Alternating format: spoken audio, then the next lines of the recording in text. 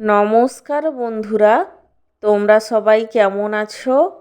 আশা করি সবাই ভালো আছো। আমার চ্যানেলে তোমাদের সবাইকে স্বাগত জানাই। আজকে আমার সকালের জলখাবারে কি কি মেনু আছে তারই ভিডিও তোমাদের সাথে শেয়ার করব। আজকে আমার সকালের জলখাবারে রয়েছে গরম গরম ফুলকো ফুলকো লুচি, আর তার সাথে রয়েছে ঘুগনি। আমার তো ঘুগনি দিয়ে লুচি খেতে খুবই ভালো লাগে।